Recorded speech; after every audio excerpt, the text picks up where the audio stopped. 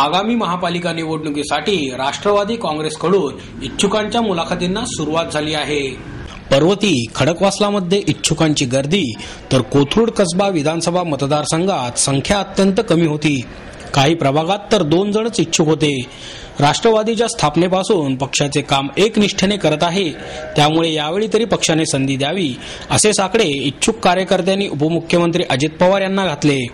महापालिका निवडणुकांसाठी उपमुख्यमंत्री अजित पवार यांनी निसर्गमंगल कार्यालय येथे इच्छुकांच्या मुलाखती घेतल्या। मुलाखतीच्या पहिल्या दिवशी पर्वती, खडकवासला, कोथरूड, कसबा विधानसभा मतदारसंघातील 326 इच्छुकांच्या मुलाखती झाल्या। या निमित्ताने इच्छुकांनी मोठ्या प्रमाणावर शक्ती प्रदर्शन केले। पर्वती खडकवासलामध्ये इच्छुकांची संख्या मोठ्या प्रमाणात होती। एका प्रभागात साधारणपणे 8 ते 10 इच्छुकांनी मुलाखती दिल्या, पण कोथरूड कसबा विधानसभा मतदारसंघात इच्छुकांची संख्या अत्यंत कमी होती। काही प्रभागात तर 2च जण इच्छुक होते। इच्छुक उमेदवाराला प्रभाग क्रमांक, नाव, वय आणि केलेल्या सामाजिक कामांची माहिती विचारत होते।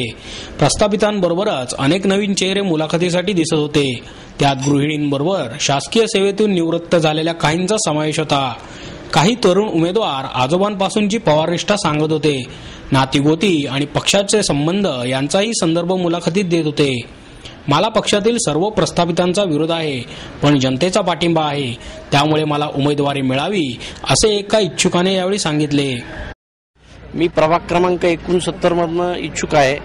मुलाखत घेत असताना स्वतः आमचे नेते आणि राज्याचे उपमुख्यमंत्री अजितदादा पवार हजर होते आणि इच्छुक उमेदवारांना त्यांनी वार्डाची रचना, निवडून येण्यासाठीचे प्रयत्न, प्रभागामध्ये असलेल्या सोसायटी वाईज किंवा जाती वाईज जे काही मतदान आहे त्याच्यामध्ये उमेदवारांनी कसा अभ्यास केला आहे आणि तुमचं मागच्या वेळचं कार्य काय, मागच्या झालेल्या निवडणुकीमधला तुमचा सहभाग काय आणि तुम्ही पक्षासाठी काय केलं याच्यावरती त्यांचा जोर होता। येणाऱ्या महापालिकेच्या निवडणुकीमध्ये कुठल्याही परिस्थितीत स्वबळावर सत्ता हस्तगत करायची असल्यामुळं दादांनी या सर्व मुलाखतीमध्ये स्वतः लक्ष घातलं।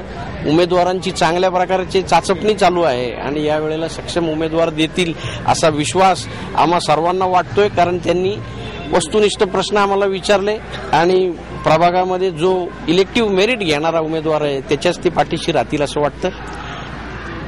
अजित पवार स्वतः मुलाखती घेतात, दादा तिथे बसलेले असतात, त्याचं कुठेतरी दडपण वाटतं मुलाखती देताना नाही, प्रत्येक उमेदवाराच्या चेहऱ्यावरती आणि त्याच्या हालचालींमध्ये ते दडपण जाणवतं एवढंच काय, परंतु निवडणुकीचा हा माहोल इथं इतका गर्दी आणि गोंगाट असायला पाहिजे, परंतु स्वतः दादा हजर असल्यामुळं आणि ते शिस्तीचे असल्यामुळं इथं अजिबात गडबड गोंधळ नाहीये किंवा वाद्य सुद्धा जास्त वाजवली जात नाही। आणि मुलाखत देणारा जरी नगरसेवक असला तरी पण त्याच्या चेहऱ्यावरती दादा प्रश्न विचारत असल्याचं दडपण जाणवतं आणि इतर वेळेचं जे काही वातावरण असतं ते दादा हजर असल्यामुळं नाहीये। मुलाखती अत्यंत शांतपणे चालू आहेत आणि टू द पॉइंट अशा चालू असून यावेळेचे उमेदवार सगळे चांगले असतील आणि राष्ट्रवादीला स्वबळावर सत्ता मिळेल असं वाटतं।